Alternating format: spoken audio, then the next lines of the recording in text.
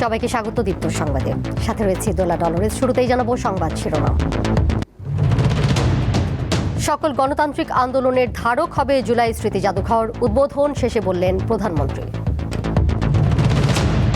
সারা দেশে পালিত হচ্ছে জুলাই গণ অভ্যুত্থান দিবস, নিহতদের প্রতি সর্বস্তরের মানুষের বিনম্র শ্রদ্ধা। বেনাপোল স্থলবন্দর দিয়ে বেড়েছে ভারতগামী যাত্রীর সংখ্যা, হয়রানি না থাকায় স্বস্তি প্রকাশ। এমনি কোনো সমস্যা নেই, আমাদের বেরোতে একটু চেক করে বেশি তো একটু সময় লাগে। কেউ ওই রকম খারাপ ব্যবহার করেনি। তারপর হচ্ছে ইন্ডিয়ান ইমিগ্রেশনে আজকে আমরা আসলাম, কোনো সমস্যা হয় না।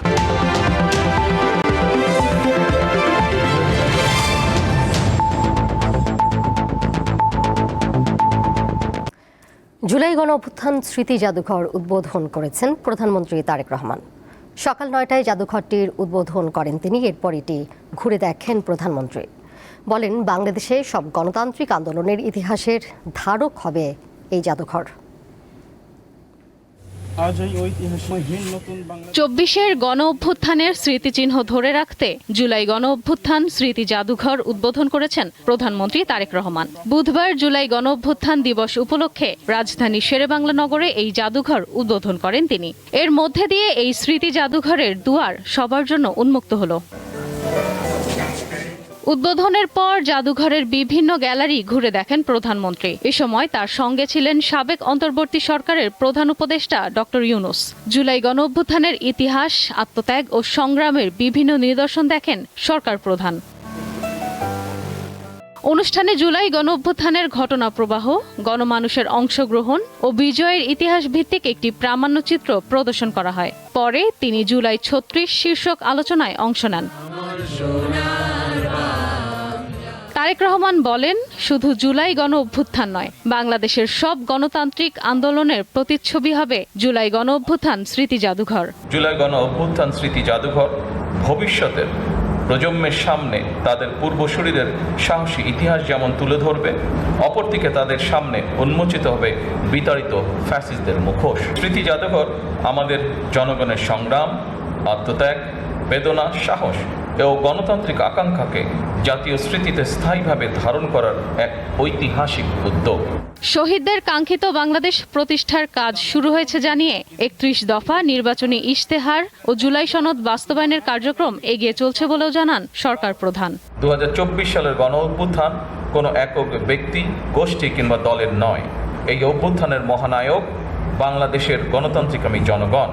ফ্যাসিবাদ বিরোধী আন্দোলনে যারা হতাহত হয়েছেন, পর্যায়ক্রমে আইনের যথাযথ প্রক্রিয়া অনুসরণ করে সেই বিচার হবে স্বচ্ছ, নিরপেক্ষ এবং বিশ্বাসযোগ্য। জুলাই গণ অভ্যুত্থান স্মৃতি জাদুঘর বৃহস্পতিবার থেকে সবার জন্য উন্মুক্ত হবে। এই বাংলাদেশ আর কখনোই তাবিদারি রাষ্ট্রে পরিণত হবে না, ইনশাআল্লাহ। ইশরাত সুমা, দীপ্ত সংবাদ। জুলাই কোনো নির্দিষ্ট শ্রেণীর নয়, গণমানুষের। এমন মন্তব্য করেছেন অন্তর্বর্তী সরকারের সাবেক প্রধান উপদেষ্টা অধ্যাপক মোহাম্মদ ইউনূস। রাজধানীতে গণ অভ্যুত্থান দিবসে জুলাই ৩৬ শীর্ষক আলোচনায় অংশ নিয়ে তিনি এমন মন্তব্য করেন। আত্মমর্যাদা নিয়ে, সাহস নিয়ে আমরা আমাদের বাংলাদেশ গড়ে তুলব। যারা এই জাদুঘরের পেছনে পরিশ্রম করেছে, এটাকে তৈরি করেছে, তাদের প্রতি আবারও ধন্যবাদ জানাচ্ছি। আমরা অবশেষে এই জাদুঘর উদ্বোধন হলো। আমরা আশা করব যে দেশের ছেলে মেয়ে, যে দেশের সকল নাগরিক একবার হলেও আসবে, সপরিবারে আসবে, নিজে আসবে, বন্ধুবান্ধব নিয়ে আসবে। জুলাই গণ অভ্যুত্থান দিবসে জুলাই শহীদ পরিবার ও জুলাই যোদ্ধাদের সংবর্ধনা দিয়েছেন রাষ্ট্রপতি হাফিজ উদ্দিন আহমদ। বুধবার রাজধানীর শেরেবাংলা নগরে বাংলাদেশ চীন মৈত্রী সম্মেলন কেন্দ্রে জুলাই যোদ্ধাদের রাষ্ট্রীয় স্বীকৃতি দিতে এই অনুষ্ঠানের আয়োজন করেছে মুক্তিযুদ্ধ মন্ত্রণালয়। অনুষ্ঠান এখনও চলছে। অন্তর্বর্তী সরকারের পর এই প্রথম রাষ্ট্রপ্রধানের উপস্থিতিতে বড় পরিসরে জুলাই যোদ্ধা ও শহীদ পরিবারগুলোকে সংবর্ধনা দেওয়া হচ্ছে। সম্মাননা স্মারক গ্রহণ করবেন শহীদের মাতা।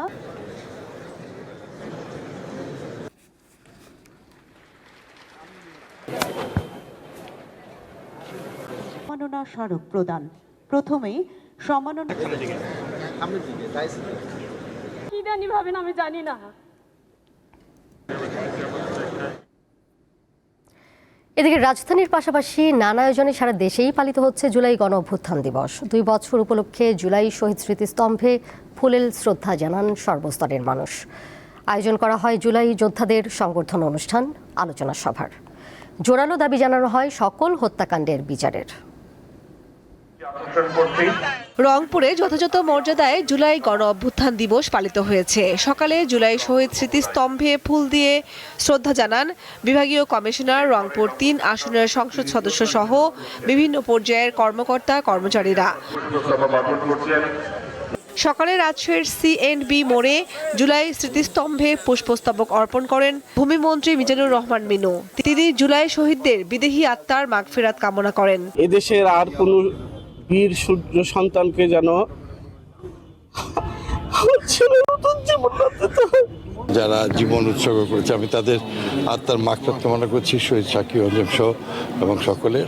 এদিকে জুলাই জাতীয় সনদ সরকার বাস্তবায়ন করবে বলে জানিয়েছেন ভূমি ও পার্বত্য চট্টগ্রাম বিষয়ক প্রতিমন্ত্রী মীর মোহাম্মদ হেলাল উদ্দিন। সকালে নগরীর নিউ মার্কেট মোড়ে জুলাই স্মৃতিস্তম্ভে পুষ্পস্তবক অর্পণ শেষে তিনি কথা বলেন। প্রান্তিক জনগণের জীবনমানের উন্নয়ন করা, তাদের এই দেশে শান্তি শৃঙ্খলা ফিরিয়ে আনা এবং এই দেশ থেকে সকল ধরনের বৈষম্য দূর করা। বরিশালে জুলাই শহীদ স্মৃতিস্তম্ভে ফুলের শ্রদ্ধা জানান তথ্য ও সম্প্রচার মন্ত্রী জহিরুদ্দিন স্বপন। এ সময় অর্জিত গণতন্ত্রকে প্রাতিষ্ঠানিক রূপ দেওয়ার অঙ্গীকার করেন তিনি। শহীদের রক্তের মর্যাদা প্রতিষ্ঠা করার জন্য দেশের অর্জিত গণতন্ত্রকে আমরা প্রাতিষ্ঠানিক রূপ দেওয়ার জন্য দৃঢ় প্রতিজ্ঞ থাকব। এদিকে জুলাই শহীদ হৃদয় ও নজরুলের মরদেহের সন্ধানের দাবিতে গাজীপুরের কোনাবাড়িতে কফিন মিছিল হয়েছে। ৩৬ জুলাই পাঠাগার নামের একটি সংগঠন এই কর্মসূচি পালন করে। আমরা সেই লাশগুলোর সন্ধান চাই, অন্তত পরিবারের কাছে তাদের হাড়গোড়গুলো ফেরত দেন। খাগড়াছড়িতে জুলাই যোদ্ধাদের শ্রদ্ধা জানিয়েছে সর্বস্তরের মানুষ। যথাযোগ্য মর্যাদায় মাগুরায়ও জুলাই গণ অভ্যুত্থান দিবস পালন করা হয়েছে। কর্মসূচির অংশ হিসেবে ৪ আগস্ট মাগুরায় নিহত প্রথম শহীদ ছাত্রদল নেতা মেহেদী হাসান রাব্বির কবর জিয়ারত, দোয়া ও মোনাজাত করা হয়। নারায়ণগঞ্জের হাজীগঞ্জে জেলা প্রশাসনের উদ্যোগে জুলাই স্মৃতিস্তম্ভে শ্রদ্ধা জানানো হয়। জুলাই আন্দোলনে নিহতদের আত্মার মাগফিরাত কামনায় দোয়া করেন সর্বস্তরের মানুষ। কামরুন নাহার, দীপ্ত, বার্তা কক্ষ। জুলাই গণ অভ্যুত্থান দিবস ও 15 আগস্টকে কেন্দ্র করে গোপালগঞ্জে আইন শৃঙ্খলা পরিস্থিতি স্বাভাবিক রাখতে বিভিন্ন বাহিনীর পাশাপাশি অতিরিক্ত 5 প্লাটুন বিজিবি মোতায়েন করা হয়েছে। মঙ্গলবার বিকেল থেকেই শহরের গুরুত্বপূর্ণ এলাকায় বিজিবির সদস্যরা টহল শুরু করে। এছাড়া শহরের গুরুত্বপূর্ণ এলাকায় নিরাপত্তা জোরদার করা হয়েছে। জেলার গুরুত্বপূর্ণ সড়ক ও সরকারি স্থাপনায় অতিরিক্ত পুলিশ মোতায়েন করা হয়েছে। বিভিন্ন গুরুত্বপূর্ণ স্থানে যৌথ টহল, চেকপোস্ট, নজরদারি কার্যক্রম অব্যাহত রয়েছে। পাশাপাশি গোয়েন্দা নজরদারি বাড়ানো হয়েছে এবং সার্বক্ষণিক টহল কার্যক্রম চালানো হচ্ছে। যে কোনো পরিস্থিতি মোকাবিলায় আইন শৃঙ্খলা রক্ষাকারী বাহিনী সর্বোচ্চ প্রস্তুত রয়েছে। এছাড়াও গোপালগঞ্জে প্রবেশ পথগুলোতে বসানো হয়েছে চেকপোস্ট।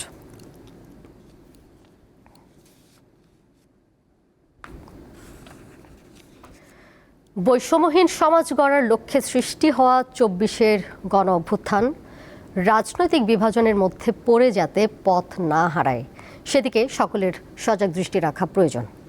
মঙ্গলবার ঢাকা বিশ্ববিদ্যালয়ে এক আলোচনা সভায় কথা বলেন বক্তারা। তখন তার সঙ্গে আমার দেখা। জুলাই গণ অভ্যুত্থানের দ্বিতীয় বার্ষিকী উদযাপন উপলক্ষে মঙ্গলবার সকালে আলোচনা সভার আয়োজন করে ঢাকা বিশ্ববিদ্যালয়। ছাত্র শিক্ষক মিলনায়তনে অনুষ্ঠিত এই আলোচনা সভায় বিশ্ববিদ্যালয়ের শিক্ষার্থী এবং শহীদ পরিবারের সদস্যরা অংশ নেন। আন্দোলনে অংশ নেওয়া শিক্ষার্থীরা 24-এর উত্তাল সময়ের স্মৃতিচারণ করে বলেন, সমস্ত ভয় ভীতি উপেক্ষা করে দেশ গড়তে এক কাতারে নেমেছিলেন তারা। কিন্তু বর্তমান সময়ের নানা ধরনের স্বার্থের টানাপোড়েন কাঙ্ক্ষিত উদ্দেশ্যকেই ম্লান করেছে। আমার কাছে এখনো জুলাই কোনো পুরাতন ঘটনা নয়, আমি চোখ বন্ধ করলেই দেখতে পাই যে সেই সব দিনগুলো। আন্দোলনে নিহতদের স্বজনরা বলেন, যারা শহীদ ও আহত হয়েছে তাদের পরিবারের দিকে নজর দেওয়া জরুরি। এছাড়া নতুন করে যাতে কোনো ফ্যাসিস্ট মাথাচাড়া দিয়ে উঠতে না পারে সেজন্য দেশবাসীকে সতর্ক থাকতে হবে। যারা আর্থিক অসচ্ছলতায় ভুগছে, শহীদ পরিবার এবং বিশেষ করে যারা পঙ্গু অবস্থায় আছে, আমি মনে করি আপনাদের আমাদের সবার দায়িত্ব যারা পঙ্গুত্ব আছে তাদের পাশে দাঁড়ানো। আজকে আমরা 24 পরবর্তী যে ব্যবস্থাটা দেখতে পাচ্ছি, বিভিন্ন শিক্ষা প্রতিষ্ঠানে এখন যে হানাহানি, এক পক্ষ আরেক পক্ষকে ঘায়ল করার জন্য যেভাবে লিপ্ত হয়েছে, এই দিনটি দেখার জন্য কিন্তু আমরা প্রস্তুত ছিলাম না। এর আগে ঢাকা বিশ্ববিদ্যালয়ের মল চত্বরে জুলাই স্মৃতিস্তম্ভের ভিত্তিপ্রস্তর স্থাপন করেন বিশ্ববিদ্যালয়ের উপাচার্য। এ সময় তিনি বলেন, দীর্ঘদিনের জুলুম বঞ্চনা থেকে 24-এ মুক্তি পেয়েছিল দেশের মানুষ। আমাদের এই শহীদের রক্তের বিনিময়ে পাওয়া বাংলাদেশ যেন আবার সেই কোনো ফেসিবাদ তৈরি না হয়, আমরা যেন এই দেশে বৈষম্যহীন সমাজ গড়ে বাংলাদেশকে নতুন বাংলাদেশে আমরা চাই যে বাংলাদেশ হবে আমাদের কাঙ্ক্ষিত বাংলাদেশ। দেশ গড়তে বিশ্ববিদ্যালয়ের শিক্ষার্থীদের অবদান চিরস্মরণীয় হয়ে থাকবে বলেও মন্তব্য করেন তিনি। লাবণী গুহ, দীপ্ত সংবাদ, ঢাকা। যাচ্ছি পরের প্রসঙ্গে। বেনাপোল দিয়ে প্রতিদিনই বাড়ছে ভারতগামী যাত্রীর সংখ্যা। ভারতীয় ইমিগ্রেশনে উন্নত সেবা, দ্রুত কার্যক্রম ও যাত্রী বান্ধব আচরণের কারণে বাংলাদেশিদের মধ্যে নতুন করে আস্থা তৈরি হয়েছে। দেশের বৃহত্তম স্থলবন্দর বেনাপোল আন্তর্জাতিক চেকপোস্ট দিয়ে বাংলাদেশি পাসপোর্ট যাত্রীদের যাতায়াত আরও বাড়তে শুরু করেছে। ভারতীয় ইমিগ্রেশনে দ্রুত সেবা, সহজ প্রক্রিয়া এবং যাত্রীবান্ধব আচরণের কারণে চিকিৎসা, ব্যবসা, শিক্ষা ও পারিবারিক প্রয়োজনে ভারতগামী বাংলাদেশিদের মধ্যে আস্থা ফিরেছে বলে জানিয়েছেন ভারত ফেরত যাত্রীরা। Bangladesh immigration plus Indian immigration প্রত্যেকটা জায়গায় খুব ভালো বিহেভ করেছে এনারা। এমনি কোনো সমস্যা নেই, আমাদের বেরোতে একটু চেক করে বেশি তো একটু সময় লাগে। এমনি সবার ব্যবহার ভালো, কথাবার্তা ভালো, কোনো সমস্যা নেই। আমি স্কাউট বিষয়ে গিয়েছি, লোকেরা খুবই ভালো। এখানে ইন্ডিয়ান ইমিগ্রেশনে কোনো অসুবিধা হয়নি। তো ফ্রেন্ডলি, কেউ ওই রকম খারাপ ব্যবহার করেনি। তারপর হচ্ছে ইন্ডিয়ান ইমিগ্রেশনেও আজকে আমরা আসলাম, কোনো সমস্যা হয়নি। তারা জানান, ইমিগ্রেশন কার্যক্রম সম্পন্ন করতে আগের মতো দীর্ঘ সময় অপেক্ষা করতে হচ্ছে না। কোনো ধরনের হয়রানি বা অসৌজন্যমূলক আচরণের মুখোমুখিও হচ্ছেন না কেউ। এতে সীমান্ত পারাপার আরও স্বস্তিদায়ক হয়েছে। ফ্লাইটে আগরতলা দিয়ে গেলাম ব্যাঙ্গালোর, আমাদের কোনো অসুবিধা হয় না। ওখানে থাকার, খাওয়ার সুব্যবস্থা আছে। সব জায়গায় মোটামুটি ভালো ব্যবহার পাওয়া গেছে। বেনাপোল ইমিগ্রেশন কর্তৃপক্ষ জানিয়েছে, বর্তমানে প্রতিদিন গড়ে প্রায় 2000 যাত্রী বেনাপোল পেট্রাপোল চেকপোস্ট দিয়ে যাতায়াত করছেন। এর মধ্যে 500 থেকে 700 বাংলাদেশি ভারতে যাচ্ছেন। দীপ্ত, বার্তাকক্ষ। এবার কেওয়াই স্টিল চট্টগ্রাম সংবাদ।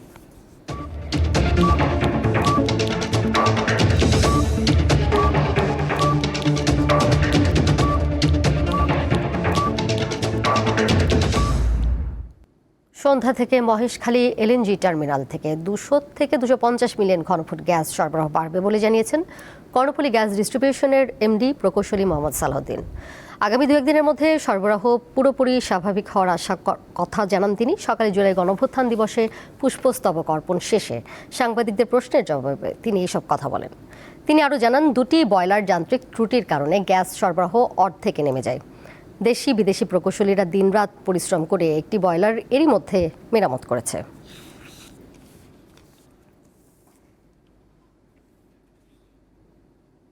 উজানে ভারী বৃষ্টিপাত ও পাহাড়ি ঢলে লালমনিরহাটে তিস্তা নদীর পানি বিপদসীমার ওপর দিয়ে প্রবাহিত হচ্ছে। বুধবার সকাল 9টায় দেশের বৃহত্তম সেচ প্রকল্প লালমনিরহাটের হাতীবান্ধা উপজেলার তিস্তা ব্যারেজের ডালিয়া পয়েন্টে পানির সমতল রেকর্ড করা হয় 52.28 সেন্টিমিটার, যা বিপদসীমার 13 সেন্টিমিটার ওপরে। পানি বৃদ্ধির ফলে প্লাবিত হয়েছে লালমনিরহাট জেলার নদী তীরবর্তী নিচু এলাকা। এজন্য খুলে দেওয়া হয়েছে তিস্তা ব্যারেজের সবকটি জলকপাট। গাজীপুরের শিল্পাঞ্চলের প্রায় 20% কারখানায় সরকারি ছুটির সঙ্গে মিল রেখে টানা 4 দিনের ছুটি ঘোষণা করা হয়েছে। বুধবার থেকে শুরু হওয়া টানা 4 দিনের ছুটিতে হাজারো পোশাক শ্রমিক গ্রামের বাড়ির উদ্দেশ্যে রওনা হন। এতে সড়কে যাত্রীর চাপ বেশি দেখা গেছে। এই সুযোগে বাসে অতিরিক্ত ভাড়া নেওয়ার অভিযোগ করেছেন যাত্রীরা। জানা গেছে, গ্যাসের তীব্র সংকটের কারণে গাজীপুরের প্রায় 20% শিল্প কারখানা 4 দিনের জন্য বন্ধ রাখা হয়েছে।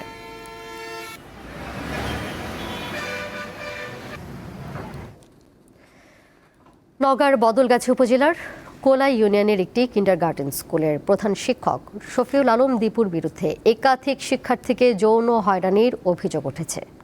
এই ঘটনার জেরে মঙ্গলবার সকালে বিদ্যালয়ের অফিস ভাঙচুর ও অগ্নিসংযোগের ঘটনা ঘটে। স্থানীয়দের দাবি, প্রধান শিক্ষকের বিরুদ্ধে শিক্ষার্থীদের যৌন হয়রানির অভিযোগ ওঠার পর ক্ষুব্ধ এলাকাবাসী বিদ্যালয়ে ভাঙচুর ও অগ্নিসংযোগ করে। খবর পেয়ে ফায়ার সার্ভিস কর্মীরা ঘটনাস্থলে গিয়ে আগুন নিয়ন্ত্রণে আনেন। তবে অভিযোগের বিষয়ে প্রধান শিক্ষক শফিউল আলম দীপুর বক্তব্য পাওয়া যায়নি।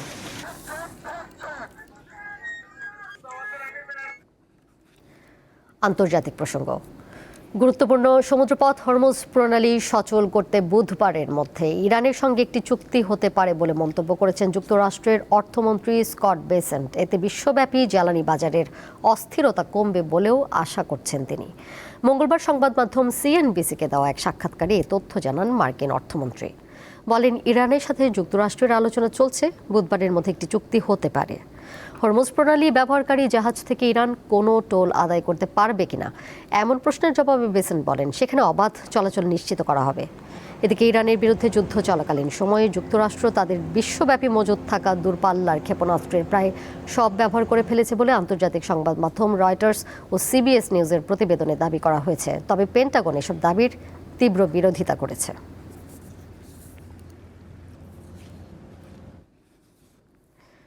টানা ভারী বৃষ্টিতে বন্যা ও ভূমি ধসে শ্রীলঙ্কায় অন্তত 7 জনের মৃত্যু হয়েছে। পরিস্থিতির অবনতি হওয়ায় ওই অঞ্চলের সব শিক্ষা প্রতিষ্ঠান বন্ধ ঘোষণা করেছে সরকার। দেশটির দুর্যোগ ব্যবস্থাপনা কেন্দ্র জানিয়েছে, শ্রীলঙ্কার মধ্যাঞ্চলের পাহাড়ি এলাকায় ভূমি ধসে চাপা পড়ে 5 জন এবং বন্যাজনিত দুর্ঘটনায় আরও 2 জন প্রাণ হারিয়েছেন।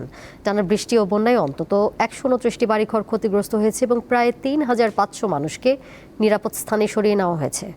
আটকে পড়া মানুষদের উদ্ধার করতে দেশটির নৌবাহিনী ও সেনাবাহিনীর সদস্যরা কাজ করছেন বলে জানিয়েছে কর্তৃপক্ষ।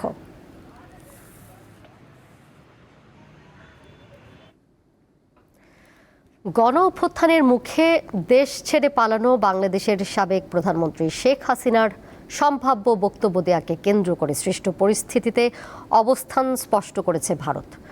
দেশটির পররাষ্ট্র মন্ত্রণালয়ের মুখপাত্র রণধীর জয়সওয়াল জানিয়েছেন, এই আয়োজনটি একটি বেসরকারি গণমাধ্যম সংস্থার এবং এতে নয়াদিল্লির কেন্দ্রীয় সরকারের কোনো ধরনের সম্পৃক্ততা বা সংশ্লিষ্টতা নেই। তিনি আরও দাবি করেন, ওই ফোরামে কোনো মতামত প্রকাশ করা হলে ভারত সরকারের কোনোটি সমর্থন করে না।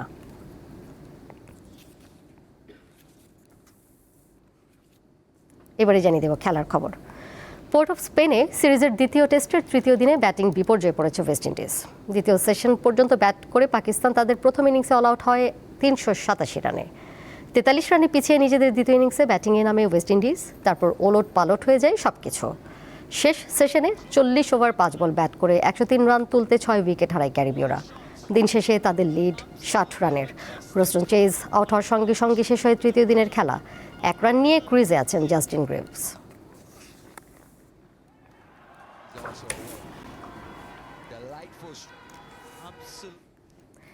এর সাথে শেষ করব দীপ্ত সংবাদ। যাবার আগে শিরোনামগুলো জানিয়ে দেব আরও একবার।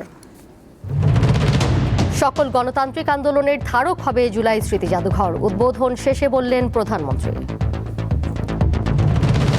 সারা দেশে পালিত হচ্ছে জুলাই গণ অভ্যুত্থান দিবস, নিহতদের প্রতি সর্বস্তরের মানুষের বিনম্র শ্রদ্ধা। বেনাপোল স্থলবন্দর দিয়ে বেড়েছে ভারতগামী যাত্রীর সংখ্যা, হয়রানি না থাকায় স্বস্তি প্রকাশ। এমনি কোনো সমস্যা নেই, আমাদের বেরোতে একটু চেক করে বেশি তো একটু সময় লাগে। কেউ ওই রকম খারাপ ব্যবহার করেনি। তারপর হচ্ছে ইন্ডিয়ান ইমিগ্রেশনে আজকে আমরা আসলাম, কোনো সমস্যা হয় না। আর এই ছিল এখনকার মতো। পরের সংবাদ দেখবেন সন্ধ্যা 6টা 40 এছাড়াও আরও তথ্য এবং বিনোদনের নানা খবরাখবর জানতে যুক্ত থাকুন দীপ্ত ডিজিটাল প্ল্যাটফর্মে। সবাইকে ধন্যবাদ এতক্ষণ সাথে থাকার জন্য।